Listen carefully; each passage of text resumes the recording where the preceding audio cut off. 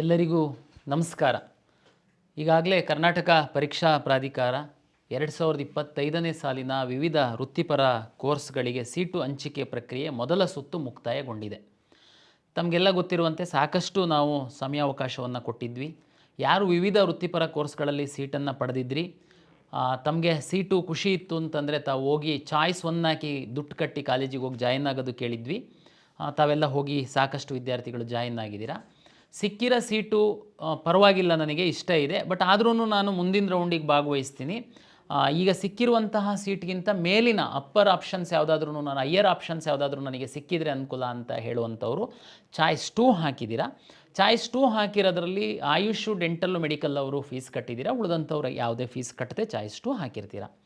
Choice 3 ಅಂತಂದರೆ ಸಿಕ್ಕಿರುವಂತಹ seat ನನಗೆ ಇಷ್ಟ ಇಲ್ಲ, ನಾನು ಮುಂದಿನ ರೌಂಡಿಗೆ ಭಾಗವಹಿಸ್ತೀನಿ ಅಂತ ಚಾಯ್ಸ್ 3 ಹಾಕಿರ್ತೀರ. ಆವಾಗ ತಮಗೆ ಸಿಕ್ಕಿರುವಂತಹ ಕಾಲೇಜಿನ ಸೀಟು ಹೊರಟೋಗಿರುತ್ತೆ. ಉಳಿದಂಥ ಎಲ್ಲ ತಾವು ಫಸ್ಟ್ ರೌಂಡಲ್ಲಿ ಏನು ಆಪ್ಷನ್ ಎಂಟ್ರಿ ಮಾಡಿದರೆ ಅದೆಲ್ಲ ತಮ್ಮ ಲಾಗಿನ್ ಒಳಗಡೆ ಲಭ್ಯ ಇರುತ್ತೆ. ಚಾಯ್ಸ್ 4 ಅಂತಂದರೆ ನನಗೆ ಕೌನ್ಸಿಲಿಂಗಲ್ಲಿ ಇಷ್ಟ ಇಲ್ಲ, ನನಗೆ ಬೇರೆ ಎಲ್ಲೋ ಸೀಟ್ ಸಿಕ್ಕಿದೆ ಅಂತೇಳಿ ತಾವು ಹೊರಗಡೆ ಹೋಗಿರುವಂಥ ವಿದ್ಯಾರ್ಥಿಗಳಿದ್ದೀರ. ತಮಗೆಲ್ಲ ಗೊತ್ತಿರುವಂತೆ ವಿವರವಾದಂತಹ ಸೀಟ್ ಮ್ಯಾಟ್ರಿಕ್ಸು ಅಂದರೆ 2ನೇ ಸುತ್ತಿನಲ್ಲಿ ಯಾವ್ಯಾವ ಕೋರ್ಸಿನ ಎಷ್ಟೆಷ್ಟು ಸೀಟುಗಳು ಲಭ್ಯ ಇದೆ ಅಂತನ್ನುವಂಥದ್ದು ಕರ್ನಾಟಕ ಪರೀಕ್ಷಾ ಪ್ರಾಧಿಕಾರದ ವೆಬ್ಸೈಟಲ್ಲಿ ನಾವು ಪಬ್ಲಿಷ್ ಮಾಡ್ತೀವಿ. ತಮ್ಮ ಕುತೂಹಲ ಇರುತ್ತೆ ಮೆಡಿಕಲ್ಲಿನ ಬಗ್ಗೆ ಹೆಚ್ಚು, ಹಾಗಾಗಿ ಹೇಳುವಂಥದ್ದಾದರೆ 267 ವಿದ್ಯಾರ್ಥಿಗಳು ಚಾಯ್ಸ್ 4 ಹಾಕಿ ನಮ್ಮ ಸಿಸ್ಟಮಿಂದ ಹೊರಗಡೆ ಹೋಗಿದ್ದಾರೆ. ಅವರು MCCನಲ್ಲಿ ಸಿಕ್ಕಿ ಹೋಗಿರ್ಬೋದು ಅಥವಾ ಬೇರೆ ರಾಜ್ಯದಲ್ಲಿ ಸಹ ಸಿಕ್ಕಿ ಹೊರಗಡೆ ಹೋಗಿರ್ಬೋದು. 393 ಮೆಡಿಕಲ್ ವಿದ್ಯಾರ್ಥಿಗಳು ಯಾವುದೇ ಚಾಯ್ಸನ್ನು ಅವರು ಹಾಕಲಿಲ್ಲ. ಮೇ ಬಿ ಅವರು ಸಹ ಬೇರೆ ರಾಜ್ಯದಲ್ಲಿ MCCನಲ್ಲಿ ಸಿಕ್ಕಿ ಹೊರಗಡೆ ಹೋಗಿರ್ಬೋದು. ಅಧಿಕೃತವಾಗಿ ಚಾಯ್ಸ್ 4 ಹಾಕಿ ಅವ್ರು ಹೊರಗಡೆ ಹೋಗಬೇಕಾಗಿತ್ತು, ಬಟ್ ನಾವು ಹೊರಗಡೆ ಕಳಿಸ್ತೀವಿ ಅವರಿಗೆ. ಯಾರು ಚಾಯ್ಸೇ ಹಾಕಿಲ್ಲ ಅವರಿಗೆಲ್ಲ ನಮ್ಮ ಕೌನ್ಸಿಲಿಂಗ್ ಪ್ರಕ್ರಿಯೆಯಿಂದ ಹೊರಗಡೆ ಹಾಕ್ತೀವಿ. 2ನೇ ಸುತ್ತಿನ ಕೌನ್ಸಿಲಿಂಗಿಗೆ ನಾವು ಎಲ್ಲ ಸಿದ್ಧತೆಯನ್ನು ಮಾಡಿಕೊಂಡಿದ್ದೀವಿ. ತಮಗೆಲ್ಲ ಗೊತ್ತಿರುವಂತೆ ನಾವು ಮೆಡಿಕಲ್ಲು ಮತ್ತು ಡೆಂಟಲ್ದು ಕಾಲೇಜಿಗೆ ಕನ್ಫರ್ಮೇಷನ್ನಿಗೆ ಸ್ವಲ್ಪ ಸಮಯ ಹೆಚ್ಚು ಕೊಟ್ಟಿದ್ದರಿಂದ 2ನೇ ರೌಂಡು ಕೌನ್ಸಿಲಿಂಗ್ ಪ್ರಕ್ರಿಯೆ ಸ್ವಲ್ಪ ಡಿಲೇ ಆಯಿತು. 2ನೇ ಸುತ್ತಿನ ಕೌನ್ಸಿಲಿಂಗಿಗೆ ಸಂಬಂಧಪಟ್ಟಂತೆ ವಿದ್ಯಾರ್ಥಿಗಳಿಗೆ ಮತ್ತು ಪೋಷಕರಿಗೆ ಕೆಲವೊಂದು ಮಾಹಿತಿಯನ್ನು ನೀಡಲಿಕ್ಕೆ ನಾನಿವತ್ತು ತಮ್ಮ ಮುಂದೆ ಹಾಜರಿದ್ದೀನಿ. ಮೊದಲನೇ ಸುತ್ತಿನಲ್ಲಿ ಯಾವುದೇ ಸೀಟ್ಗಳು ಸಿಕ್ಕಿರಲಿಲ್ಲ. ತಾವು ಆಪ್ಷನ್ಸ್ ಎಂಟ್ರಿ ಮಾಡಿದ್ರಿ, ತಮಗೆ ಯಾವುದೇ ಸೀಟ್ ಅಲಾಟ್ ಆಗಿರಲಿಲ್ಲ. ಈ ಹಿಂದೆ ಹೇಗಿತ್ತು, ಮೊದಲನೇ ಸುತ್ತಲ್ಲಿ ಯಾರೆಲ್ಲ ಆಪ್ಷನ್ ಎಂಟ್ರಿ ಮಾಡಿರ್ತಿದ್ರಿ, ಉದಾಹರಣೆಗೆ ನಮ್ಮಲ್ಲಿ ಒಂದು 2.5 ಲಕ್ಷದಷ್ಟು ವಿದ್ಯಾರ್ಥಿಗಳು ಬೇರೆ ಬೇರೆ ಕೋರ್ಸಿಗೆ ಸೀಟ್ ಆಪ್ಷನ್ ಎಂಟ್ರಿ ಮಾಡಿದ್ರಿ. ಅದೇ ಸೀಟ್ ಅಲಾಟ್ ಆಗಿದ್ದು 1 ಲಕ್ಷದ ಚಿಲ್ಲರೆವಷ್ಟು ಸೀಟ್ ಅಲಾಟ್ ಆಯಿತು. ಉಳಿದವರೆಲ್ಲ ನಮ್ಮ ಸಿಸ್ಟಮ್ ಒಳಗಡೆ ಇರ್ತಾರೆ. ಅವರಿಗೆ ಸೆಕೆಂಡ್ ರೌಂಡಲ್ಲಿ ನಾವು ಈ ಹಿಂದೆ ಏನು ಮಾಡ್ತಿದ್ವಿ, ಅವ್ರನ್ನೆಲ್ಲರನ್ನೂ ಕನ್ಸಿಡರ್ ಮಾಡ್ಕೊಂಡ್ಬಿಟ್ಟು ಅಲಾಟ್ ಮಾಡಿಬಿಡ್ತಿದ್ವಿ. ಅವ್ರಿಗೆ ಇಷ್ಟ ಇದೆಯೋ ಇಷ್ಟ ಇಲ್ವೋ, ಫಸ್ಟ್ ರೌಂಡಲ್ಲಿ ಸಿಕ್ಕಲಿಲ್ಲ ಅಂತನ್ನ ಕಾರಣಕ್ಕೆ ಆಪ್ಷನ್ ಎಂಟ್ರಿ ಫಸ್ಟ್ ರೌಂಡಲ್ಲಿ ಮಾಡಿದ್ರು. ಫಸ್ಟ್ ರೌಂಡಲ್ಲಿ ನಾವು ರಿಸಲ್ಟ್ ಅನೌನ್ಸ್ ಮಾಡಿದಾಗ ಅವ್ರಿಗೆ ಸೀಟ್ ಸಿಕ್ಕಿಲ್ಲ, ಆ ಕಾರಣಕ್ಕೆ ಅವರು ಹೋಗಿರ್ಬೋದು, ಬೇರೆ ಎಲ್ಲಾದರೂ ಹೋಗಿ ಅಡ್ಮಿಷನ್ ಆಗಿರ್ಬೋದು. ಬಟ್ ಸ್ಟಿಲ್ ನಾವೇನು ಮಾಡ್ತಿದ್ವಿ, ಅವರೆಲ್ಲರನ್ನ ತಗೊಂಡ್ಬಿಟ್ಟು ಅಲಾಟ್ ಮಾಡ್ತಿದ್ವಿ. ಆಮೇಲೆ ನೋಡಿದರೆ ಅವರಿಗೆ ಇಂಟ್ರೆಸ್ಟೇ ಇರ್ತಾ ಇರಲಿಲ್ಲ, ಬೇರೆ ಕಡೆ ಹೋಗ್ತಾಯಿದ್ರು, ಸುಮ್ಮನೆ ಮತ್ತೆ ಆ ಸೀಟು ಮುಂದೆ ಫಾರ್ವರ್ಡ್ ಆಗ್ತಾಯಿತ್ತು.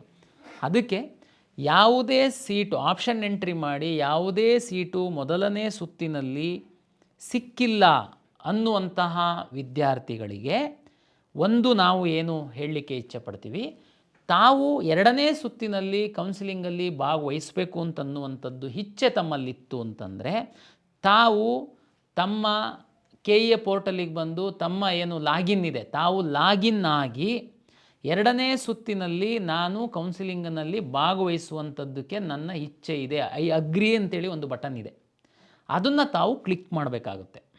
ಯಾರಿಗೆ ಫಸ್ಟ್ ರೌಂಡಲ್ಲಿ ಸೀಟೇ ಸಿಕ್ಕಿಲ್ಲ ಅಂತನ್ನುವಂಥ ವಿದ್ಯಾರ್ಥಿಗಳು ಏನು ಅಗ್ರಿ ಅಂತಂದರೆ ತಾವು ಮೊದಲ ಸುತ್ತಿಗಿಂತ ಪೂರ್ವದಲ್ಲಿ ಏನು ನೀವು ಆಪ್ಷನ್ಸ್ಗಳನ್ನೆಲ್ಲ ಎಂಟ್ರಿ ಮಾಡಿದ್ರಲ್ಲ, ಆ ಎಲ್ಲ ಆಪ್ಷನ್ನು ತಮ್ಮ ಲಾಗಿನ್ ಒಳಗಡೆ ರಿಫ್ಲೆಕ್ಟ್ ಆಗುತ್ತೆ. ಆವಾಗ ನೀವು ಹೇಗೇನು ರೀಅರೇಂಜ್ ಮಾಡ್ಬೋದು, ಡಿಲೀಟ್ ಮಾಡ್ಬೋದು, ಏನೆಲ್ಲ ಮಾಡಲಿಕ್ಕೆ ಅವಕಾಶ, ಹೊರಗಿಂದ ಮತ್ತೆ ತಂದು ಹಾಕಲಿಕ್ಕೆ ಅವಕಾಶ ಇರಲ್ಲ. ಆದರೆ ಯಾವುದು ಆ್ಯಡ್ ಮಾಡೋದಕ್ಕೆ ಅವಕಾಶ ಇರುತ್ತೆ, ತಮಗೆಲ್ಲ ಗೊತ್ತಿದೆ, ಆಯುಷ್ ಹೊಸ್ದಾಗಿ ಸೀಟ್ ಮ್ಯಾಟ್ರಿಕ್ಸನ್ನು ನಾವು ಪಬ್ಲಿಷ್ ಮಾಡಿದ್ದೀವಿ. ಅದು ತಮ್ಮ ಲಾಗಿನ್ನಲ್ಲಿ ಇರುತ್ತೆ. ಇಲ್ಲಿವರೆಗೆ ಸೀಟ್ ಅಲಾಟ್ ಆಗಿಲ್ದಿರೋರು ಲಾಗಿನ್ನಲ್ಲಿ ಮಾತ್ರ ಅಲ್ಲ, ಚಾಯ್ಸ್ 1 ಹಾಕಿ ನಮ್ಮ ಸಿಸ್ಟಮಿಂದ ಹೊರಗಡೆ ಹೋಗಿ ಅಡ್ಮಿಷನ್ ಆಗಿರೋರು ಹೊರತುಪಡಿಸಿ ಯಾರು ಚಾಯ್ಸ್ 2 ಹಾಕಿದ್ದಾರೆ, ಯಾರು ಚಾಯ್ಸ್ 3 ಹಾಕಿ ನಮ್ಮ ಸಿಸ್ಟಮ್ ಒಳಗಡೆ ಉಳ್ಕೊಂಡಿದ್ದಾರೆ, ಯಾರಿಗೆ ಸೀಟೇ ಸಿಕ್ಕದೆ ಫಸ್ಟ್ ರೌಂಡಲ್ಲಿ, ಈ ರೌಂಡಲ್ಲಿ ತಾವು ಎಸ್ ನಾನು ಸೆಕೆಂಡ್ ರೌಂಡಲ್ಲಿ ಭಾಗವಹಿಸ್ತೀನಿ, ನಾನು ಕೌನ್ಸಿಲಿಂಗಲ್ಲಿ ಮುಂದುವರಿತೀನಿ ಅಂತೇಳಿ ತಾವು ಅಗ್ರಿ ಅಂತೇಳಿ ಹೇಳಿ ನಮ್ಮ ಸಿಸ್ಟಮ್ ಒಳಗಡೆ ಬರ್ತಾ ಇದ್ದೀರಾ, ತಾವು ಹಿಂದೆ ಹಾಕಿದಂಥ ಎಲ್ಲ ಆಪ್ಷನ್ಗಳಿರುತ್ತೆ, ಜೊತೆಗೆ ಯುನಾನಿ ಮತ್ತು ಆಯುಷ್ ಹೊಸ್ದಾಗಿ ಬಂದಿರುವಂಥದ್ದೇನಿದೆ ಅದು ಸಹ ತಮಗೆ ಲೆಫ್ಟ್ ಸೈಡಲ್ಲಿ ಡಿಸ್ಪ್ಲೇ ಆಗುತ್ತೆ. ತಾವು ಅದನ್ನು ತೆಗೆದುಕೊಂಡು ಬಂದು ರೈಟ್ ಸೈಡಲ್ಲಿ ರೀಅರೇಂಜ್ ಮಾಡ್ಬೋದು. ಅದು ಮೇಲೆ ಹಾಕ್ತೀರಾ, ಮಿಡ್ಲಲ್ಲಿ ಹಾಕ್ತೀರಾ, ಕೆಳಗೆ ಹಾಕ್ತೀರಾ, ತಮಗೆ ಬಿಟ್ಟಂಥ ವಿಚಾರ. ಚಾಯ್ಸ್ 2 ಹಾಕಿರುವವರು ಯಾರು?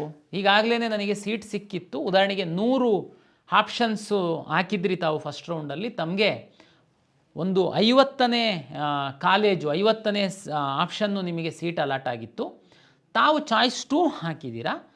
ಈಗ 51ರಿಂದ 100 ಇರುವಂಥ ತಮ್ಮ ಲಾಗಿನ್ನಲ್ಲಿರುವಂಥ ಎಲ್ಲ ಆಪ್ಷನ್ಸು ಡಿಲೀಟ್ ಆಗಿ ಹೋಗಿರುತ್ತೆ. ಈಗ ನಿಮಗೆ ಟಾಪ್ ನಿಮ್ಮ ಸೀಟ್ ಸಿಕ್ಕಿರೋದಕ್ಕಿಂತ ಮೇಲ್ಗಡೆ ಇರುವಂಥ ಆಪ್ಷನ್ಸು ತಮ್ಮ ಲಾಗಿನ್ ಒಳಗಡೆ ಇರುತ್ತೆ. ಜೊತೆಗೆ ಹೊಸ್ದಾಗಿ ಬಂದಿರುವಂತಹ ಕಾಲೇಜುಗಳನ್ನ ಹಾಕುವಂಥದ್ದಕ್ಕೆ ಅವಕಾಶ ತಮಗೆ ಇರುತ್ತೆ. ತಾವು ಈಗ ಹೊಸ್ದಾಗಿರುವಂಥದ್ದು ಹಾಕ್ಬೋದು, ಇರುವಂತಹ ಆಪ್ಷನ್ಗಳನ್ನ ರೀಅರೇಂಜ್ ಮಾಡ್ಬೋದು, ಕೆಲವೊಂದನ್ನು ಡಿಲೀಟ್ ಸಹ ಮಾಡೋದಕ್ಕೆ ಅವಕಾಶ ಇರುತ್ತೆ. ಚಾಯ್ಸ್ 2 ಹಾಕಿರುವಂಥವರು ಮೆಡಿಕಲ್, ಡೆಂಟಲ್, ಆಯುಷಿನ ಸೀಟ್ಗಳು ಸಿಕ್ಕಿರುವಂಥವರು ಫೀಸ್ ಕಟ್ಟಿ ಚಾಯ್ಸ್ 2 ಹಾಕಿ ನಮ್ಮ ಸಿಸ್ಟಮ್ ಒಳಗಡೆ ಇದ್ದೀರಾ. ಕೆಲವು ವಿದ್ಯಾರ್ಥಿಗಳು ಇಂಜಿನಿಯರಿಂಗು, ವೆಟರ್ನರಿ, ಅಗ್ರಿಕಲ್ಚರ್ ಸಿಕ್ಕಿರುವಂಥವ್ರು ಚಾಯ್ಸ್ 2 ಹಾಕಿರುವಂಥವರು ತಾವು ಯಾವುದೇ ಹಣವನ್ನು ಪೇ ಮಾಡಿಲ್ಲ. ಆದರೆ ಮತ್ತು ಚಾಯ್ಸ್ 3 ಹಾಕಿರುವಂಥವ್ರು ಯಾರೂ ಸಹ ಹಣ ಪೇ ಮಾಡಿರಲ್ಲ. ಚಾಯ್ಸ್ 2, ಚಾಯ್ಸ್ 1 ಮತ್ತು ಯಾವುದೂ ಸೀಟ್ ಸಿಕ್ತಿಲ್ದಿರುವಂಥವ್ರು ನಮಗೆ ಈಗ ಕೌನ್ಸಿಲಿಂಗ್ ಒಳಗಡೆ ಬರ್ತಾ ಇದ್ದೀರಾ. ತಾವುಗಳು ಯಾರು ಮೆಡಿಕಲ್ಲು, ಡೆಂಟಲ್ಲು ಮತ್ತು ಆಯುಷಿಗೆ ಸಂಬಂಧಪಟ್ಟಂಥವರು ಫೀಸ್ ಕಟ್ಟಿದ್ದೀರಾ, ಉಳಿದಂಥವರು ಯಾರೂ ಸಹ ಚಾಯ್ಸ್ 2 ಹಾಕಿರುವಂಥವರು 2ನೇ ಸುತ್ತಿನಲ್ಲಿ ಭಾಗವಹಿಸ್ತಾ ಇದ್ದೀರಾ, ಫೀಸೇ ಕಟ್ಟಿಲ್ಲ. ಆದರೆ ತಮ್ಮ ಒಂದು ಲಾಗಿನ್ ಒಳಗಡೆ ಮೆಡಿಕಲ್ ಆಪ್ಷನ್ಸ್ ಇದೆ, ಮೆಡಿಕಲ್ ಸೀಟನ್ನು ತಾವು ಬಯಸಿದ್ದೀರಾ ಅಂತಂದರೆ ತಾವು 1 ಲಕ್ಷ ಕಾಷನ್ ಡೆಪಾಸಿಟನ್ನು ತಾವು ಕಟ್ಟಬೇಕಾಗುತ್ತೆ. ಕಾಷನ್ ಡೆಪಾಸಿಟ್ 1 ಲಕ್ಷ ಕಟ್ಟಲಿಲ್ಲ ಅಂತಂದರೆ ನಿಮ್ಮ ಆಪ್ಷನ್, ನಿಮ್ಮ ಲಾಗಿನ್ ಒಳಗಡೆ ಮೆಡಿಕಲ್ ಇದ್ರೂ ನಾವು ಅದನ್ನು 2ನೇ ರೌಂಡಿನ ಸೀಟು ಹಂಚಿಕೆಯಲ್ಲಿ ನಿಮ್ಮನ್ನು ಮೆಡಿಕಲ್ ಸೀಟಿಗೆ ಕನ್ಸಿಡರ್ ಮಾಡಲ್ಲ. ಹಾಗಾಗಿ ದಯಮಾಡಿ ನಾನು ಇನ್ನೊಂದು ಸರಿ ಹೇಳ್ತೀನಿ, ಚಾಯ್ಸ್ 2 ಹಾಕಿರುವಂಥ ಮೆಡಿಕಲ್ಲು, ಡೆಂಟಲ್ಲು, ಆಯುಷ್ ಅವರು ಚಾಯ್ಸ್ 2 ಹಾಕಿದ್ದವರು ಸಹ ತಾವು ಫೀ ಪೇ ಮಾಡಿದ್ದೀರಾ. ಅದು 50,000 ಇರ್ಬೋದು, 1 ಲಕ್ಷ ಇರ್ಬೋದು, 1.5 ಲಕ್ಷ ಇರ್ಬೋದು, ಇಲ್ಲ ಮ್ಯಾನೇಜ್ಮೆಂಟ್ ಸೀಟಿನ ದುಡ್ಡು ಆದರೂ ಇರ್ಬೋದು. ನೀವು ಮತ್ತೆ ಕಾಷನ್ ಡೆಪಾಸಿಟ್ ಕಟ್ಟುವಂಥ ಅಗತ್ಯ ಇಲ್ಲ. ಯಾರು ಚಾಯ್ಸ್ 2 ಹಾಕಿದ್ದೀರಾ, ಚಾಯ್ಸ್ 3 ಹಾಕಿದ್ದೀರಾ, ಹೊಸದಾಗಿ ಸೀಟೇ ಸಿಗ್ತಿಲ್ದಿರುವಂಥವ್ರು ಅಗ್ರಿ ಬಟನ್ ಕ್ಲಿಕ್ ಮಾಡಿಬಿಟ್ಟು ನಮ್ಮ ಕೌನ್ಸಿಲಿಂಗ್ ಒಳಗಡೆ ಬರ್ತಾ ಇದ್ದೀರಾ. ನೀವು 3 ಕೆಟಗರಿ ಜನರಿದ್ದೀರಾ. ನಿಮ್ಮ ಲಾಗಿನ್ ಒಳಗಡೆ ಮೆಡಿಕಲ್ ಸೀಟು ಹಾಕಿದ್ದೀರಾ, ಈ ಹಿಂದೆನೇ ಹಾಕಿರುವಂಥದ್ದಿದೆ, ಹೊಸದಾಗಂತೂ ಹಾಕೋದಕ್ಕೆ ನಾವು ಅವಕಾಶ ಇಲ್ಲ, ತಮಗೆಲ್ಲರಿಗೂ ಗೊತ್ತಿದೆ. ನೀವು ಆ ಮೆಡಿಕಲ್ ಸೀಟನ್ನು 2ನೇ ಸುತ್ತಿನಲ್ಲಿ ನಿಮಗೆ ಹಂಚಿಕೆಗೆ ಕನ್ಸಿಡ್ರ್ ಮಾಡಬೇಕಂತಂದರೆ ತಾವು 1 ಲಕ್ಷ ಹಣವನ್ನು ಕಾಷನ್ ಡೆಪಾಸಿಟ್ಟಾಗಿ ಕಟ್ಟಬೇಕು. ಕಟ್ಟಿದಾಗ ನಿಮ್ಮ ಮೆಡಿಕಲ್ ಸೀಟಿಗೆ ನಿಮ್ಮ ಅಲಾಟ್ಮೆಂಟನ್ನು ನಾವು ಕನ್ಸಿಡ್ರ್ ಮಾಡ್ತೀವಿ. ತಮಗೆಲ್ಲ ಅರ್ಥ ಆಗಿದೆ ಅಂತ ನಾನು ಭಾವಿಸ್ತೀನಿ. ಏನು ಗೊಂದಲ ಇಲ್ಲ, ತುಂಬ ಏನು ತಲೆಬಿಸಿ ಮಾಡುವಂತಹ ಸನ್ನಿವೇಶ ಇಲ್ಲ. ಇಲ್ಲಿ ತುಂಬ ಸಿಂಪಲ್ ಇದೆ. ಯಾರು ಕಾಷನ್ 2ನೇ ಸುತ್ತಲ್ಲಿ ಚಾಯ್ಸ್ 2 ಹಾಕಿರೋರು ದುಡ್ಡು ಕಟ್ಟಿದ್ದೀರಾ, ನೀವೇನು ಪ್ರಾಬ್ಲಮ್ ಇಲ್ಲ, ತಾವು ಬನ್ನಿ ರೀಅರೇಂಜು ಮತ್ತೊಂದು ಮಗದೊಂದು ಮಾಡಿ. ಯಾರು ದುಡ್ಡೇ ಕಟ್ಟಿಲ್ಲ ಬಟ್ ಮೆಡಿಕಲ್ ಸೀಟಿಗೆ ನೀವು ಬಯಸ್ತಾ ಇದ್ದೀರಾ, ನೀವು 1 ಲಕ್ಷ ಕಾಷನ್ ಡೆಪಾಸಿಟ್ ಕಟ್ಟಿ. ಸರ್ ನನಗೆ ಇಂಜಿನಿಯರಿಂಗ್ ಸೀಟು ಸಿಕ್ಕಿದೆ, ನಾನು ಮೇಲ್ಗಡೆ ಹಾಕಿದ್ದೆ, ಮೆಡಿಕಲ್ಲೂ ಹಾಕಿದ್ದೆ, ಕೆಲವು ಇನ್ನೂ ಒಳ್ಳೆ ಇಂಜಿನಿಯರಿಂಗ್ ಕಾಲೇಜ್ ಸೀಟ್ ಸಹ ಇದ್ದಾವೆ, ನಾನು 1 ಲಕ್ಷ ಕಟ್ಟಲ್ಲ, ನನಗೆ ಮೆಡಿಕಲ್ ಸೀಟ್ ಬೇಕಾಗಿಲ್ಲ. ನೋ ಪ್ರಾಬ್ಲಮ್, ತಾವು ಮೆಡಿಕಲ್ ಸೀಟ್ ನೀವೇ ಡಿಲೀಟ್ ಮಾಡಿ, ಇಲ್ಲಾಂದ್ರೆ ನಾವಾದರೂ ಡಿಲೀಟ್ ಮಾಡ್ತೀವಿ. ನೀವು 1 ಲಕ್ಷ ಕಟ್ಟಿದ್ರಷ್ಟೇ ನಿಮ್ಮ ಮೆಡಿಕಲ್ ಸೀಟನ್ನು ಕನ್ಸಿಡ್ರ್ ಮಾಡ್ತೀವಿ. ಇಲ್ಲ ಅಂತಂದರೆ ತಾವು ತಮ್ಮ ಲಾಗಿನ್ ಒಳಗಡೆ ಮೆಡಿಕಲ್ ಸೀಟೆಲ್ಲ ಡಿಲೀಟ್ ಮಾಡಿ ಇಂಜಿನಿಯರಿಂಗು ಅಥವಾ ಮತ್ತೆ ಯಾವುದು ವೆಟರ್ನರಿ, ಆರ್ಟಿಕಲ್ಚರ್ ಮಾತ್ರ ಇಟ್ಟಿರ್ತೀರಿ, ಇಟ್ಕೊಳ್ಳಿ. ಅವಾಗ ನೀವು ಕಾಷನ್ ಡೆಪಾಸಿಟ್ ಕಟ್ಟುವಂಥ ಅಗತ್ಯ ಇಲ್ಲ.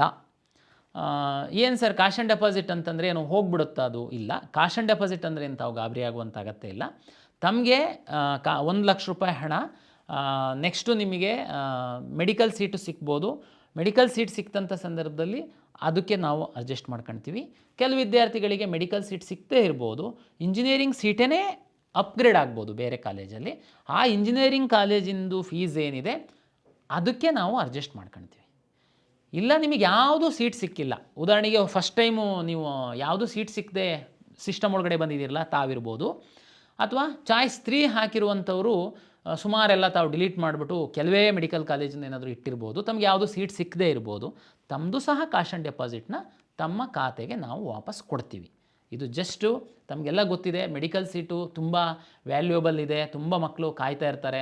ಸುಮ್ಮನೆ ಕೆಲವರೆಲ್ಲ ಬಂದು ಹಾಕುವಂಥದ್ದು, ಆಮೇಲೆ ಸೀರಿಯಸ್ನೆಸ್ ಇರಲ್ಲ ಅಂತನ್ನುವಂಥದ್ದಕ್ಕೆ ಈ ಕಾಶ್ ಆ್ಯಂಡ್ ಡೆಪಾಸಿಟ್ ಸಿಸ್ಟಮನ್ನು ನಾವು ತೆಗೆದುಕೊಂಡು ಬಂದಿದ್ದೀವಿ. ದಯಮಾಡಿ ಎಲ್ಲ ಸಹಕರಿಸ್ತೀರಾ ಅಂತ ನಾನು ಇಚ್ಛೆ ವ್ಯಕ್ತಪಡಿಸ್ತೀನಿ. ವರ್ಚುವಲ್ ವೇಕೆನ್ಸಿ ತುಂಬ ವಿದ್ಯಾರ್ಥಿಗಳಿಗೆ ಈ ಹಿಂದಿನ ವರ್ಷಗಳಲ್ಲಿ ವಿಶೇಷವಾಗಿ ಮೆಡಿಕಲ್ಲು ಮತ್ತು ಡೆಂಟಲ್ಲಿಗೆ ಸಂಬಂಧಪಟ್ಟಂತೆ ಚಾಯ್ಸ್ 1 ಹಾಕಿದವರು ಕಾಲೇಜಿಗೆ ಹೋಗ್ಬಿಟ್ಟಿರ್ತಾರೆ. ನಾವು ಸೀಟ್ ಮ್ಯಾಟ್ರಿಕ್ಸ್ ಹಾಕಿದಾಗ ನಿಮಗೆ ಗೊತ್ತಾಗ್ಬಿಡುತ್ತೆ, ಓದೋ ರೌಂಡಲ್ಲಿ ಎಷ್ಟು ಸೀಟ್ ಇತ್ತು, ಈ ರೌಂಡಲ್ಲಿ ಎಷ್ಟು ಸೀಟ್ ಇದೆ ಅನ್ನೋದು ತಮಗೆ ಕ್ಲಿಯರಾಗಿ ಗೊತ್ತಾಗುತ್ತೆ. ಆದರೆ ಯಾರೆಲ್ಲ ವಿದ್ಯಾರ್ಥಿಗಳು ಚಾಯ್ಸ್ 2 ಹಾಕಿದ್ದಾರೆ ಅನ್ನುವಂಥದ್ದು ತಮಗೆಲ್ಲೂ ಗೊತ್ತಾಗ್ತಿರಲಿಲ್ಲ. ನಾವೇನು ಹೇಳ್ತಾ ಇದ್ವಿ, ನೀವು ಆದಷ್ಟು ಎಲ್ಲ ಮೆಡಿಕಲ್ ಕಾಲೇಜುಗಳನ್ನ ನಿಮ್ಮ ಇಚ್ಛೆ ಅನುಸಾರ ಹಾಕಿ ಅಲಾಟ್ ಮಾಡುವಂತಹ ಸಂದರ್ಭದಲ್ಲಿ ಕ್ರಿಯೇಟ್ ಆಗುವಂತಹ, ಉದಾಹರಣೆಗೆ ಚಾಯ್ಸ್ 2 ಹಾಕಿದ್ದವನು ಮೇಲ್ಗಡೆ ಹೋಗ್ತಿದ್ದಂಗೆ ಆ ಸೀಟು ರಿಲೀಸ್ ಆಗುತ್ತೆ. ಅದನ್ನು ನಾವೆಲ್ಲೂ ಸೀಟ್ ಮ್ಯಾಟ್ರಿಕ್ಸಲ್ಲಿ ತೋರಿಸಿರಲ್ಲ. ಆ ಸೀಟು ರಿಲೀಸ್ ಆಗಿದ್ದು ಆಟೋಮೆಟಿಕಾಗಿ ನೆಕ್ಸ್ಟ್ ಇರೋನಿಗೆ ಅಲರ್ಟ್ ಆಗುತ್ತೆ. ಹಾಗಾಗಿ ತಾವು ಚಾಯ್ಸನ್ನು ಹಾಕಬೇಕು, ಆಪ್ಷನ್ಸನ್ನು ಹಾಕಬೇಕಂತ ಇನ್ಸಿಸ್ಟ್ ಮಾಡ್ತಾಯಿದ್ವಿ.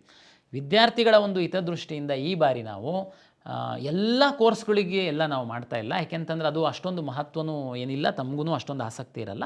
ವಿಶೇಷವಾಗಿ ಮೆಡಿಕಲ್ಲು ಮತ್ತು ಡೆಂಟಲ್ಲು ಚಾಯ್ಸ್ 2 ಹಾಕಿರುವಂತಹ ವಿದ್ಯಾರ್ಥಿಗಳು ಯಾವುದ್ಯಾವುದು ಕಾಲೇಜಲ್ಲಿ ಸೀಟ್ ಪಡೆದಿದ್ದಾರೆ ಎನ್ನುವಂತಹ ಒಂದು ಪಟ್ಟಿಯನ್ನು ನಾವು ಪಬ್ಲಿಷ್ ಮಾಡ್ತೀವಿ. ಅದು ವರ್ಚುವಲ್ ವೇಕೆನ್ಸಿ ಅಂತೇಳಿ, ಅದು ಖಾಲಿ ಇದೆ ಅಂತಲ್ಲ. ಯಾರೋ ಒಬ್ಬ ವಿದ್ಯಾರ್ಥಿಗೆ ಅದು ಫಸ್ಟ್ ರೌಂಡಲ್ಲಿ ಅಲಾಟ್ ಆಗಿದೆ, ಅವನು ಚಾಯ್ಸ್ 2 ಹಾಕಿ ವೆಯ್ಟ್ ಮಾಡ್ತಾ ಇದ್ದಾನೆ. ಅವನು ಅದಕ್ಕಿಂತ ಮೇಲಿನ ಒಂದು ಕಾಲೇಜ್ ಸಿಕ್ತು ಅಂತಂದರೆ ಅದನ್ನು ಬಿಟ್ಕೊಡ್ತಾನೆ. ಅವನು ಬಿಡೋದು ಅಂತಂದರೆ ಅವ್ನು ಮತ್ತೆ ಕ್ಲೈಮ್ ಮಾಡೋದಕ್ಕಾಗಲ್ಲ, ತಮಗೆಲ್ಲ ಗೊತ್ತಿದೆ. ಮೇಲ್ಗಡೆ ಸೀಟಿಗೆ ಹೋಯ್ತು ಅಂತಿದ್ದಂಗೆ ಆಟೋಮೆಟಿಕ್ಕಾಗಿ ಅವನಿಗೆ ಫಸ್ಟ್ ರೌಂಡಲ್ಲಿ ಸಿಕ್ಕಿರುವಂತಹ ಸೀಟು ರಿಲೀಸ್ ಆಗುತ್ತೆ, ಅದು ಇನ್ನೊಬ್ಬಂಗೆ ಅಲಾಟ್ ಆಗುತ್ತೆ. ನೀವು ಈ ಆಪ್ಷನ್ಸನ್ನು ರೀಅರೇಂಜ್ ಮಾಡುವಂಥದ್ದಕ್ಕೆ ಇದು ಸಣ್ಣ ಸಹಾಯ ಆಗುತ್ತೆ ನಿಮಗೆ.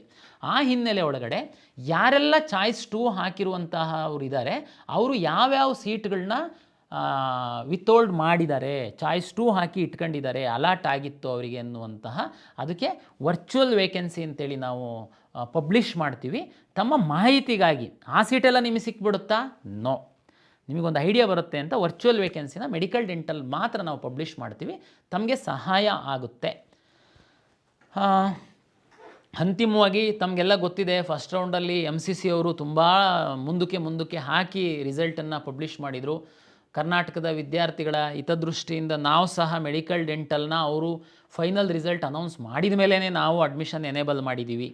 2ನೇ ಸುತ್ತಿನಲ್ಲಿ ಈ ಹಿಂದೆ ಎಲ್ಲ ಏನಾಗ್ತಿತ್ತು, ನಾವು ಅಡ್ಮಿಷನ್ನಂತೂ ಶುರು ಮಾಡ್ತಿದ್ವಿ, ಅವರು ಫಸ್ಟ್ ರಿಸಲ್ಟ್ ಆದಮೇಲೆ ನಾವು ರಿಸಲ್ಟನ್ನು ಅನೌನ್ಸ್ ಮಾಡ್ತಾಯಿದ್ವಿ. ಕೆಲವು ವಿದ್ಯಾರ್ಥಿಗಳು ಬಂದು ಇಲ್ಲಿ ಕ್ಯಾನ್ಸಲ್ ಮಾಡಿಸ್ಕೊಂಡು ದಂಡ ಕಟ್ಟಿ ತಾವು ಹೊರಗಡೆ ಹೋಗ್ತಾಯಿದ್ರಿ. ಆಮೇಲೆ ಏನಾಗ್ತಿತ್ತು, ಅದೇ ರೌಂಡಲ್ಲಿ ಆ ಸೀಟ್ಗಳನ್ನ ನಾವು ನಮ್ಮ ವಿದ್ಯಾರ್ಥಿಗಳಿಗೆ ಕೊಡುವಂಥದ್ದಕ್ಕೆ ಆಗ್ತಿರಲಿಲ್ಲ. ತಮಗೆಲ್ಲ ಗೊತ್ತಿದೆ. ಯಾಕೆಂದರೆ ನಮ್ಮದು ಈ ವಿವಿಧ ಕಂಬೈನ್ಡ್ ಸೀಟ್ ಅಲಾಟ್ಮೆಂಟ್ ಇರಲಿಕ್ಕೆ ಹೋಗಿ ಮತ್ತು ಸಾಕಷ್ಟು ಕನ್ವರ್ಷನ್ ಆಗುತ್ತೆ. ಈ ಕಾರಣಕ್ಕೆ ಹೋಗಿ ನಮಗೆ 2 to 3 ಡೇಸು ಫುಲ್ಲು 24 ಅವರ್ಸ್ ಅಂತಂದರೆ 50 to 60 ಅವರ್ಸ್ ತನಕ ನಮಗೆ ಸೀಟ್ ಅಲಾಟ್ಮೆಂಟ್ ಪ್ರಕ್ರಿಯೆಗೆ ಬೇಕಾಗುತ್ತೆ.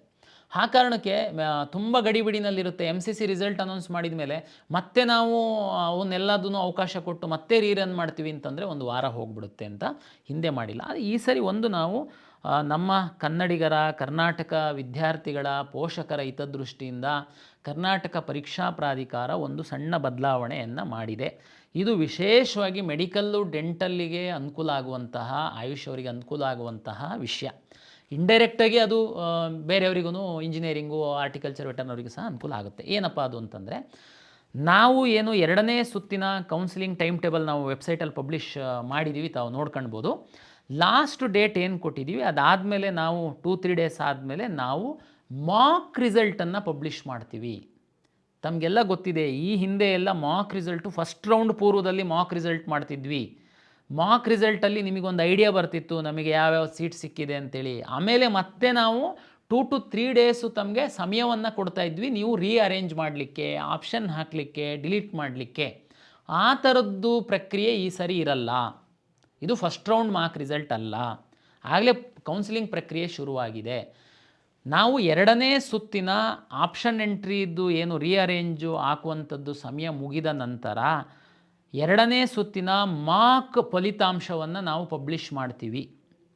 ಪಬ್ಲಿಷ್ ಮಾಡಿದ ನಂತರ ನಾವು ವೆಯ್ಟ್ ಮಾಡ್ತೀವಿ MCC ಅವರ ರಿಸಲ್ಟಿಗೋಸ್ಕರ.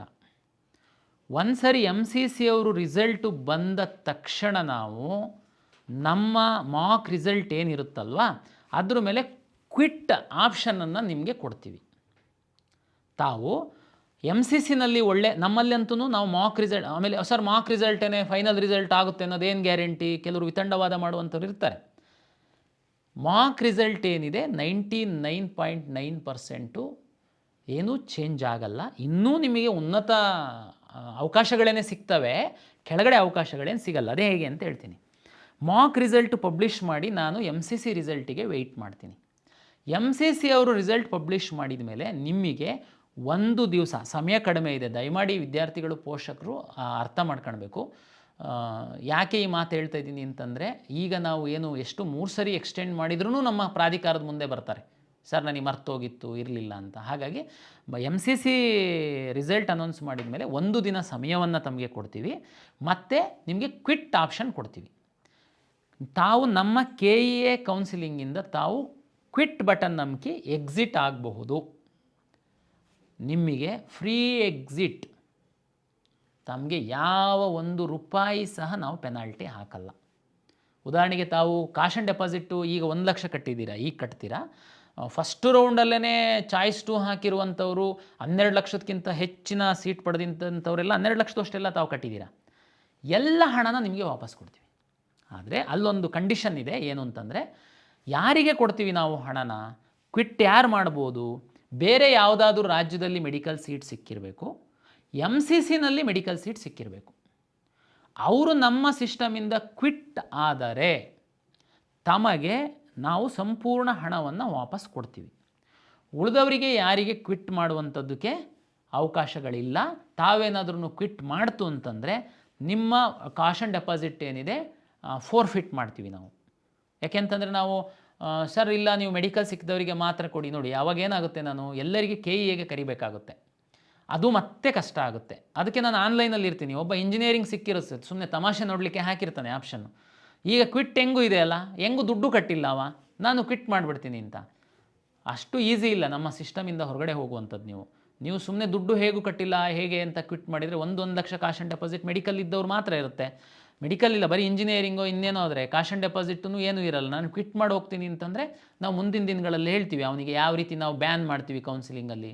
ನೀವು ಮ್ಯಾನೇಜ್ಮೆಂಟಲ್ಲಿ ಸೀಟಲ್ಲಿ ಹೋಗಿ ಸೇರಿದರೆ ಸಹ VTUನಲ್ಲಿ ನಿಮ್ಮದು ರಿಜಿಸ್ಟ್ರೇಷನ್ ನಂಬರ್ ಕೊಡುವಂಥದ್ದು, ಅಲ್ಲಿ ಸಹ ಹೋಲ್ಡ್ ಮಾಡಿಸ್ತೀವಿ.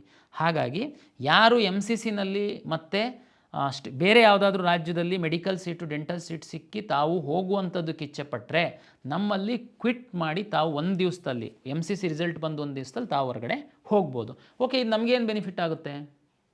ಕನ್ನಡಿಗರಿಗೆ, ಕರ್ನಾಟಕದ ಪೋಷಕರಿಗೆ ಏನು ಬೆನಿಫಿಟ್ ಆಗುತ್ತೆ ಹೇಳ್ತೀನಿ. ಮಾಕ್ ರಿಸಲ್ಟ್ ಆದಮೇಲೆ ಉದಾಹರಣೆಗೆ 100 ವಿದ್ಯಾರ್ಥಿಗಳು ನಮ್ಮಿಂದ ಕ್ವಿಟ್ ಮಾಡಿ ಮೆಡಿಕಲ್ಲಿಗೆ ಹೋದರು. ಆ 100 ಸೀಟುಗಳನ್ನು ನಾನು ಅದೇ ಸುತ್ತಿನಲ್ಲಿ ಹಾಕ್ಕೊಂಡು ನಾನು ರೀರನ್ ಮಾಡ್ತೀನಿ. ಆದರೆ ಒಂದು ನೆನಪಿರಲಿ ಪೋಷಕರೇ, ವಿದ್ಯಾರ್ಥಿಗಳೇ, ನಿಮಗೆ ರೀಅರೇಂಜು, ಅಡಿಷನ್ನು, ಡಿಲೀಷನ್ನು ಅವಕಾಶ ಇರಲ್ಲ. ಅದಕ್ಕೇ ನಾನು ಇಲ್ಲಿ ನಿಮಗೆ ಇನ್ನೊಂದು ಎಚ್ಚರಿಕೆ ಕೊಡ್ತೀನಿ. ಈಗೇನು ನಿಮಗೆ ಅವಕಾಶ ಇದೆ ಅಲ್ಲ ರೀಅರೇಂಜ್ ಮಾಡುವಂಥದ್ದಕ್ಕೆ, ವರ್ಚುವಲ್ ವೇಕೆನ್ಸಿ ಇದೆ. ಯಾವುದೋ ಒಂದು ಮೆಡಿಕಲ್ ಕಾಲೇಜಲ್ಲಿ ಸೀಟ್ ಇದೆ ಅಂತ ನೀವು ನಿಮ್ಮ ಲಾಗಿನ್ ಒಳಗಡೆ ಆ ಒಂದು ಮೆಡಿಕಲ್ ಕಾಲೇಜ್ ಇದೆ ಅಂತ ವಿಚಾರ ಮಾಡೋಣ. ಆದರೆ ನಮ್ಮ ವೇಕೆನ್ಸೀಸಲ್ಲಾಗಲಿ ವರ್ಚುವಲ್ ವೇಕೆನ್ಸೀಸಿನಲ್ಲಿ ಇಲ್ಲದೆ ಇರ್ಬೋದು, ಅದು ಸೀಟೇ ಇಲ್ಲದೆ ಇರ್ಬೋದು ನಿಮಗೆ. ಮತ್ತು ಇಲ್ಲ ಅಂತ ನಾನು ಡಿಲೀಟ್ ಮಾಡಿಬಿಡ್ತೀನಿ ನೋ, ನನ್ನ ಅಡ್ವೈಸ್ ಇದೆ ನಿಮಗೆ, ನೀವು ಡಿಲೀಟ್ ಮಾಡೋಕ್ಕೆ ಹೋಗಬೇಡಿ. ಯಾಕೆ ಅಂತಂದರೆ ಮಾಕ್ ರಿಸಲ್ಟ್ ಆದಮೇಲೆ ಆ ಕಾಲೇಜಿನ ಒಬ್ಬ ವಿದ್ಯಾರ್ಥಿ ಏನಾದರೂ ಕ್ವಿಟ್ ಮಾಡೋದ್ರೆ ಆ ಸೀಟು ಸಿಗುತ್ತೆ. ಅದನ್ನು ನೀವು ಮತ್ತೆ ನಮಗೆ ಪ್ರಶ್ನೆ ಮಾಡಬಾರ್ದು. ಅಲ್ಲ ನೀವು ಕ್ವಿಟ್ ಮಾಡಿ ಹೋಗಿದ್ದು ಪಟ್ಟಿ ಹಾಕಬೇಕು, ನಮಗೆ ಅವಕಾಶ ಕೊಡು. ನೋ, ಟೈಮ್ ಇಲ್ಲ. ನಾನು ಇದು ಫೆಸಿಲಿಟೇಟ್ ಮಾಡ್ತಾಯಿದ್ದೀನಿ ನಿಮಗೆ. ಇದಕ್ಕಿಂತ ಹೆಚ್ಚು ತಾವು ಇದು ಮಾಡೋದಕ್ಕೆ ಹೋಗಬೇಡಿ. ಅದಕ್ಕೆ ಈಗಲೇ ನಾನು ಅದನ್ನು ಹೇಳ್ತಾ ಇದ್ದೀನಿ. ನೀವು ಈಗೇನಿದೆ ನಿಮ್ಮ ಲಾಗಿನ್ ಒಳಗಡೆ ಎಷ್ಟೋ ಕಾಲೇಜ್ ಇದೆ ಅಂತಂದರೆ ಅದರಲ್ಲಿ ಸೀಟ್ ಇದೆ ಇಲ್ಲ ಅಂತ ಅನ್ನೋದಕ್ಕಿಂತ ಉಳಿಸಿ. ಯಾಕೆಂದ್ರೆ ನಾನು ರೀರನ್ ಮಾಡುವಾಗ ನಿಮ್ಮದು ಆಪ್ಷನ್ಸ್ ಇರಬೇಕಲ್ಲ, ನಾನು ಅಲರ್ಟ್ ಮಾಡೋದಕ್ಕೆ. ಆಪ್ಷನ್ಸೇ ಇಲ್ಲ ಅಂತಂದರೆ ನಮ್ಮ ಸಿಸ್ಟಮ್ ಅಲರ್ಟ್ ಮಾಡೋದಕ್ಕಾಗಲ್ಲ. ಅದಕ್ಕೋಸ್ಕರ ನಾನು ಹೇಳ್ತಾ ಇದ್ದೀನಿ, 2ನೇ ಸುತ್ತಿನ ಕರ್ನಾಟಕ ಪರೀಕ್ಷಾ ಪ್ರಾಧಿಕಾರ 2ನೇ ಸುತ್ತಿನಲ್ಲಿ ನಮ್ಮ ಆಪ್ಷನ್ಸ್ ಎಂಟ್ರಿದು ಮುಗಿದ ಮೇಲೆ ನಾವು ಮಾಕ್ ರಿಸಲ್ಟನ್ನು ಪಬ್ಲಿಷ್ ಮಾಡ್ತೀವಿ. ಮಾಕ್ ರಿಸಲ್ಟ್ ಆದ ನಂತರ ನಾವು ತಮಗೆ ಸಮಯ ಕೊಡ್ತೀವಿ. MCC ಅವರು ರಿಸಲ್ಟ್ ಬಂದು ನಂತರ 1 ದಿನ ತಮಗೆ ಸಮಯ ಕೊಡ್ತೀವಿ. ಆವಾಗ ತಾವು ಕ್ವಿಟ್ ಮಾಡಿ ಹೋಗುವಂಥದ್ದಿತ್ತು ಅಂತಂದರೆ, ಬೇರೆ ರಾಜ್ಯದಲ್ಲಿ ಮತ್ತು MCCನಲ್ಲಿ ಮೆಡಿಕಲ್ ಸೀಟ್ ಸಿಕ್ಕಿತ್ತು ಅಂತಂದರೆ ತಾವು ಫ್ರೀಯಾಗಿ ಈ ಸಿಸ್ಟಮಿಂದ ಹೊರಗಡೆ ಹೋಗಬಹುದು. ಏನು ಹೋಗ್ತಾರೆ ವಿದ್ಯಾರ್ಥಿಗಳು, ಅಷ್ಟು ಸೀಟುಗಳನ್ನು ಅದೇ ಸುತ್ತಿನಲ್ಲಿ ನಾವು ಹಾಕಿ ನಾವು ರೀರನ್ ಮಾಡಿ ರಿಸಲ್ಟ್ ಪಬ್ಲಿಷ್ ಮಾಡ್ತೀವಿ. ಯಾವುದೇ ರಾಜ್ಯದಲ್ಲಿ ಅಥವಾ MCCನಲ್ಲಿ ಸೀಟು ಸಿಕ್ಕದೆ ನಮ್ಮಿಂದ ಕ್ವಿಟ್ ಮಾಡ್ತೀರಾ ಅಂತಂದರೆ ನಿಮಗೆ ಫ್ರೀ ಎಕ್ಸಿಟ್ ಇರಲ್ಲ, ನಿಮಗೆ ಪೆನಾಲ್ಟಿ ಹಾಕಿ ನಿಮಗೆ ಕಳಿಸ್ಕೊಡ್ತೀವಿ. ನಾವು ಮತ್ತೆ ಏನು ರೀರನ್ ಮಾಡಿ ಫೈನಲ್ ರಿಸಲ್ಟನ್ನು ಪಬ್ಲಿಷ್ ಮಾಡಿದ ನಂತರ ತಾವ್ಯಾರಾದ್ರೂ ಸೀಟನ್ನು ರದ್ದು ಮಾಡಿಸ್ಕೊಳಕ್ಕೆ ಬಂದರೆ ನಿಯಮಾನುಸಾರ ತಮಗೆ ಏನು ದಂಡ ವಿಧಿಸಬೇಕು ಆ ದಂಡವನ್ನು ವಿಧಿಸ್ತೀವಿ. ಇದು ತಮಗೆ ಕ್ಲಾರಿಟಿ ಆಗಿದೆ ಅಂತೇಳಿ ನಾನು ಭಾವಿಸ್ತೀನಿ. ಹಾಗಾಗಿ ತಾವು ಇದನ್ನು ವಿಚಾರ ಮಾಡಿ ನಾವು ವಿವರವಾದಂತಹ ನೋಟಿಫಿಕೇಷನ್ ಸಹ ಕೊಡ್ತೀವಿ, ತಾವು ಓದಬೇಕು ಅಂತೇಳಿ ವಿನಂತಿಯನ್ನು ಮಾಡಿಕೊಳ್ತೀವಿ. ಒನ್ ಮೋರ್ ಬದಲಾವಣೆ, ಒಂದು ಹೆಚ್ಚುವರಿ ಬದಲಾವಣೆ ಕರ್ನಾಟಕ ಪರೀಕ್ಷಾ ಪ್ರಾಧಿಕಾರ 2ನೇ ಸುತ್ತಿನ ಫಲಿತಾಂಶದ ನಂತರ ಮಾಡಲಿಕ್ಕೆ ನಾವು ತೀರ್ಮಾನ ಮಾಡಿದ್ದೀವಿ. ಇಲ್ಲಿವರೆಗೆ ಏನಿತ್ತು, 2ನೇ ಸುತ್ತಿನಲ್ಲಿ ಮೆಡಿಕಲ್ಲು, ಡೆಂಟಲ್ಲು ಮತ್ತು ಆಯುಷಿಗೆ ಸಂಬಂಧಪಟ್ಟಂಥವರು ತಾವು ಕಂಪಲ್ಸರಿ ಹೋಗಿ ಅಡ್ಮಿಷನ್ ಆಗಬೇಕು ಅಂತ ನಾವು ಇನ್ಸಿಸ್ಟ್ ಮಾಡ್ತಾಯಿದ್ವಿ, ತಮಗೆಲ್ಲ ಗೊತ್ತಿದೆ. ಉಳಿದಂಥವರಿಗೆ ಚಾಯ್ಸ್ 2 ಮತ್ತೆ ಕೊಡ್ತಿದ್ವಿ. ಅಪ್ಗ್ರೇಡೇಷನ್, ಫಸ್ಟ್ ರೌಂಡ್ ಅಪ್ಗ್ರೇಡೇಷನ್ ನಾವು ಲಾಸ್ಟ್ ಇಯರ್ ನೋಡಿದ್ದೀವಿ. ಫಸ್ಟಿಂದ ಕೊನೆ ತನಕ ಅಪ್ಗ್ರೇಡೇಷನ್ನಲ್ಲೇ ಬಂದು ಕೊನೆಗೆ ಅಡ್ಮಿಷನ್ ಆಗದೆ ಹೋಗ್ಬಿಟ್ಟಾವ, ಆ ಕಾಲೇಜ್ ಪಾಲಾಗಿ ಹೋಗ್ಬಿಡ್ತದೆ ಸೀಟು. ಅದೇ ಬ್ಲಾಕಿಂಗ್ ಅಂತೆಲ್ಲ ತಾವು ಕೇಳಿದ್ದೀರಾ. ಈ ಸರಿ ಒಂದು ಬದಲಾವಣೆ ಅಂತ ನಾವೇನು ಮಾಡಿದ್ದೀವಿ ಅಂತಂದರೆ, ಫಸ್ಟ್ ರೌಂಡಲ್ಲಿ ಅಪ್ಗ್ರೇಡೇಷನ್ ಅವಕಾಶ ಕೊಟ್ಟಿದ್ದೀವಿ ತಮಗೆ, ತಾವು 2ನೇ ರೌಂಡಲ್ಲಿ ಬಂದಿದ್ದೀರಾ. 2ನೇ ರೌಂಡಲ್ಲಿ ನಾವು ಅಪ್ಗ್ರೇಡ್ ಮಾಡುವಂತಹ ಅವಕಾಶವನ್ನು ಕೊಡ್ತಾ ಇಲ್ಲ. ಚಾಯ್ಸ್ 3 ಸಿಕ್ಕಿರೋ ಕಾಲೇಜನ್ನು ಬಿಟ್ಟು ನಾನು ಮುಂದಿನ ರೌಂಡಿಗೆ ಬರ್ತಾಯಿದ್ದೀನಿ ಎನ್ನುವಂತಹ ಅವಕಾಶವನ್ನು ಕೊಡ್ತಾ ಇಲ್ಲ. ತಾವು ಭಾಳ ವಿಚಾರ ಮಾಡಿ ತಾವು ಈಗಲೇ ಆಪ್ಷನ್ಸ್ ಹಾಕಿ. ಏನು ಸರ್ ಹಿಂಗೆ ಮತ್ತು ಇದು ಅನ್ಯಾಯ ಆಗಿಬಿಡುತ್ತಲ್ಲ, ನಮಗೆ ಇನ್ನೂ ಒಳ್ಳೆ ಕಾಲೇಜೆಲ್ಲ ಸಿಗುತ್ತೆ. ಹೇಳ್ತೀನಿ ನಾನು ಏನು ಕೊಡ್ತೀರಾ ಆಗಿದ್ರೆ, ಎಲ್ಲ ಕೋರ್ಸ್ಗಳಿಗೆ ನಾನು 2ನೇ ಸುತ್ತಿನ ನಮ್ಮ ಪ್ರಾಧಿಕಾರದ ಅಂತಿಮ ಫಲಿತಾಂಶದ ನಂತರ ಚಾಯ್ಸ್ 1 ಮತ್ತು ಚಾಯ್ಸ್ 4 ಎರಡೇ ಕೊಡ್ತೀನಿ. ಚಾಯ್ಸ್ 1 ಹಾಕಿ ಕಾಲೇಜ್ ದುಡ್ಡು ಕಟ್ಟಬೇಕು, ಕಾಲೇಜಿಗೆ ಹೋಗಿ ಅಡ್ಮಿಷನ್ ಆಗಬೇಕು. ಚಾಯ್ಸ್ 4 ನಮ್ಮ ಸಿಸ್ಟಮಿಂದ ಹೊರಗಡೆ ಹೋಗ್ತಾ ಇರಬೇಕು. ಮತ್ತು ಅವರಿಗೆ ನಾವು ಯಾವುದೇ ರೌಂಡಲ್ಲಿ ಅವಕಾಶವನ್ನು ಕೊಡಲ್ಲ ಈ ವರ್ಷ. ಸರ್ ಮತ್ತು 2ನೇ ಸುತ್ತಿನ ನಂತರ ಸಾಕಷ್ಟು ಸೀಟ್ಗಳು ಉಳಿಯುತ್ತೆ, ತುಂಬ ಟಾಪ್ ಕಾಲೇಜಲ್ಲೆಲ್ಲ ಉಳಿಬೋದು, ಅದಕ್ಕೆ ಮತ್ತೆ ನಮಗೆ ಅನ್ಯಾಯ ಆಗುತ್ತೆ ನೀವು ಚಾಯ್ಸ್ 2 ಕೊಡಲಿಲ್ಲ ಅಂತಂದರೆ, 3 ಕೊಡಲಿಲ್ಲ ಅಂತಂದರೆ. MCC ಅವ್ರು ಏನು ಮಾಡ್ತಾ ಇದ್ದಾರೆ ತಮಗೆಲ್ಲ ಗೊತ್ತಿದೆ, ಮೆಡಿಕಲ್ ಆಸ್ಪಿರೆಂಟ್ಸಿಗೆ ಚೆನ್ನಾಗಿ ಗೊತ್ತಿರುತ್ತೆ. ಅಪ್ಗ್ರೇಡೇಷನ್ ಆಪ್ಷನ್ನಿಗೆ ಅವರು ಕೊಡ್ತಾ ಇದ್ದಾರೆ. ನಾವು ಸಹ ಅದೇ ತೀರ್ಮಾನ ಮಾಡಿದ್ದೀವಿ. 2ನೇ ಸುತ್ತಿನ ಅಡ್ಮಿಷನ್ ಪ್ರಕ್ರಿಯೆ ಮುಗಿದ ನಂತರ ನಾವು ಪಬ್ಲಿಷ್ ಮಾಡ್ತೀವಿ ಎಷ್ಟು ಸೀಟು ಅವೈಲಬಲ್ ಇದೆ. ವೆಟರ್ನರಿ ಇರ್ಬೋದು, ಫಾರ್ಮ್ ಸೈನ್ಸ್ ಇರ್ಬೋದು, ಇಂಜಿನಿಯರಿಂಗ್ ಇರ್ಬೋದು. ತಮಗೆಲ್ಲ ಗೊತ್ತಿದೆ ಮೆಡಿಕಲ್ಲು ಡೆಂಟಲೆಲ್ಲ ಬೇರೆ ಸುತ್ತಿನಲ್ಲಿ ಮಾಪಪ್ ರೌಂಡು ಅವ್ರದ್ದು MCC ಪ್ರಕಾರ ಹೋಗ್ಬಿಡುತ್ತೆ. ಬಟ್ ಉಳಿದಂಥ ಕೋರ್ಸ್ಗಳೇನಿದ್ದಾವೆ ಅದೆಲ್ಲ ನಾವು ತುರ್ತು ಮಾಡಬೇಕಾಗುತ್ತೆ. ಉದಾಹರಣೆಗೆ ನರ್ಸಿಂಗ್ ಕಾಲೇಜಿಗೆ ಸಂಬಂಧಪಟ್ಟಂತೆ ಮಾತಾಡೋದಾದರೆ ಕನ್ಸೆನ್ಷುಯಲ್ ಅಗ್ರಿಮೆಂಟ್ ಪ್ರಕಾರ 3ನೇ ರೌಂಡಲ್ಲಿ ನಾವು ಕೇವಲ ಸರ್ಕಾರಿ ಕೋಟದ ಸೀಟುಗಳನ್ನು ಮಾತ್ರ ನಾವು ಕೌನ್ಸಿಲಿಂಗ್ ಮಾಡೋದಕ್ಕೆ ಅವಕಾಶ ಇರುತ್ತೆ. ಹಾಗಾಗಿ ನಾವು ಒಟ್ಟು ಏನು ಅವೈಲೇಬಲ್ ಸೀಟ್ ಇದೆ 3ನೇ ಸುತ್ತಿಗೆ ಅನ್ನುವಂಥದ್ದನ್ನು ನಾವು ಪಬ್ಲಿಷ್ ಮಾಡ್ತೀವಿ. ಒಬ್ಬ ವಿದ್ಯಾರ್ಥಿಗೆ ಅವನಿಗೆ ಅಗ್ರಿಕಲ್ಚರ್ ಸೀಟ್ ಸಿಕ್ಕಿದೆ, ನಾವು 2ನೇ ಸುತ್ತಿನಲ್ಲಿ ಅವನಿಗೆ ಕಂಪಲ್ಸರಿ ಅಡ್ಮಿಷನ್ ಕೊಟ್ಟಿದ್ದರಿಂದ ಅವನು ಹೋಗಿ ಒಂದು ಕಾಲೇಜಿಗೆ ಅಡ್ಮಿಷನ್ ಹಾಕ್ತಾನೆ. ನಂತರ ನಾನು ಸೀಟ್ ಪಬ್ಲಿಷ್ ಮಾಡಿದಾಗ ಅವನಿಗೆ ವೆಟರ್ನರಿದು ಒಂದು ಸೀಟ್ ಖಾಲಿ ಆಗಿದೆ, ಅವನಿಗೆ ವೆಟರ್ನರಿ ಮಾಡುವಂಥದ್ದಕ್ಕೂ ಇಚ್ಛೆ ಇತ್ತು. ಅವ್ನು ಫಸ್ಟ್ ರೌಂಡಲ್ಲಿ ಸೆಕೆಂಡ್ ರೌಂಡಲ್ಲೆಲ್ಲ ಆಪ್ಷನ್ಸ್ ಇತ್ತು, ಬಟ್ ಅವನಿಗೆ ಸಿಕ್ಕಿರಲಿಲ್ಲ. ಅವರಿಗೆ ನಾನು ಅಪ್ಗ್ರೇಡೇಷನ್ ಮಾಡುವಂಥದ್ದಕ್ಕೆ ಅವಕಾಶ ಕೊಡ್ತೀನಿ. ಹೇಗೆ, ನೀವು ಉದಾಹರಣೆಗೆ ಧಾರವಾಡದಲ್ಲಿ ಹೋಗಿ ಅಗ್ರಿಕಲ್ಚರ್ ಕಾಲೇಜಿಗೆ ಅಡ್ಮಿಷನ್ ಆಗಿರ್ತೀರಾ, ನಿಮಗೆ ಬೆಂಗಳೂರು ವೆಟರ್ನರಿ ಕಾಲೇಜಲ್ಲಿ 3ನೇ ಸುತ್ತಿನಲ್ಲಿ ನನ್ನ ಸೀಟ್ ಮ್ಯಾಟ್ರಿಕ್ಸ್ ಪ್ರಕಾರ 1 ಸೀಟು ವೆಟರ್ನರಿ ಸೀಟು ಲಭ್ಯ ಇದೆ. ನಿಮಗೆ ಒಂದು ಅಂದಾಜಲ್ಲಿ ನಿಮಗೆ ಅದು ಸಿಗುತ್ತೆ ಅನ್ನುವಂತಹ ತಮಗೆ ಒಂದು ಗ್ಯಾರಂಟಿ ಇದೆ. ನೀವು ಲಾಗಿನ್ ಆಗಿ ನೀವು ಅಪ್ಗ್ರೇಡ್ ಆಗುವಂಥದ್ದಕ್ಕೆ, ಅದನ್ನು ಆಪ್ಷನ್ ಎಂಟ್ರಿ ಮಾಡುವಂಥದ್ದಕ್ಕೆ ನಾವು ಅವಕಾಶವನ್ನು ಕೊಡ್ತೀವಿ. ಸರ್ ಇದು ಸ್ವಲ್ಪ ಗೊಂದಲ ಆಗುತ್ತೆ, ಇಂಜಿನಿಯರಿಂಗಲ್ಲಿ ನಾನು ಉದಾಹರಣೆಗೆ ಯಾವುದೋ ಒಂದು ಹಾಸನಲ್ಲಿ ಕಾಲೇಜಿಗೆ ಹೋಗಿ ಅಡ್ಮಿಷನ್ ಆಗಿರ್ತೀನಿ, ಆಮೇಲೆ ನನಗೆ ಸೀಟು ಬೆಂಗಳೂರು ಕಾಲೇಜಲ್ಲಿ ಒಂದು ವೇಕೆನ್ಸಿ ಸಿಕ್ಬಿಡುತ್ತೆ, ಬೆಂಗಳೂರಿಗೆ ನನಗೆ ಅಪ್ಗ್ರೇಡ್ ಆಗುತ್ತೆ, ಹಾಸನಲ್ಲಿಂದ ಬೆಂಗಳೂರಿಗೆ ಬರಬೇಕು, ಹಾಸನಲ್ಲಿ ಡಾಕ್ಯುಮೆಂಟ್ ಇಟ್ಕೊಂಡು ಬಿಟ್ಟಿರ್ತಾರೆ, ಮತ್ತು ಬೆಂಗಳೂರಿಗೆ ಬರಬೇಕು, ಅವರೇನ ನೋಡಿ ಯಾವುದಾದ್ರೂ ಒಂದು ನಿರ್ಧಾರ ಮಾಡುವಾಗ ಸಣ್ಣ ಪ್ರಮಾಣದ ಈ ಥರದ್ದು ತೊಡಕುಗಳು ಇದ್ದೇ ಇರುತ್ತೆ. ದಯಮಾಡಿ ಅರ್ಥ ಮಾಡ್ಕೊಳ್ಳಿ.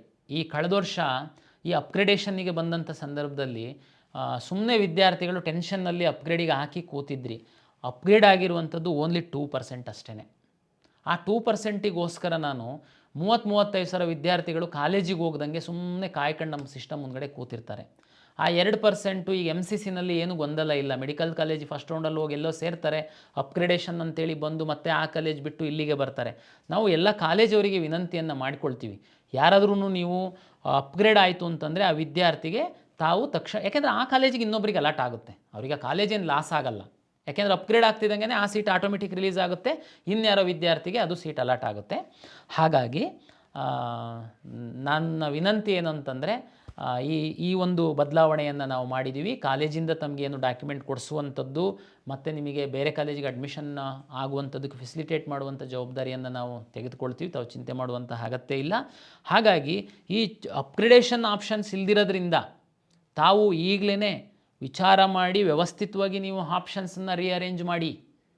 ಸುಮ್ಮನೆ ಏನೋ ಹಾಕಿಬಿಟ್ಟು ಆಮೇಲೆ ಡಿಲೀಟ್ ಮಾಡಿಬಿಡೋದು, ಆಮೇಲೆ ಬೇಕಾಗಿತ್ತು, ಅದಕ್ಕೆಲ್ಲ ಅವಕಾಶ ಇರಲ್ಲ. ಅದು ನಾನು ಈಗಲೇ ಹೇಳ್ತೇನೆ, ಅದಕ್ಕೆ ಮುಂದೆ ಹೇಗಿದೆ ಅನ್ನೋದು ಈಗಲೇ ಹೇಳ್ತೇನೆ.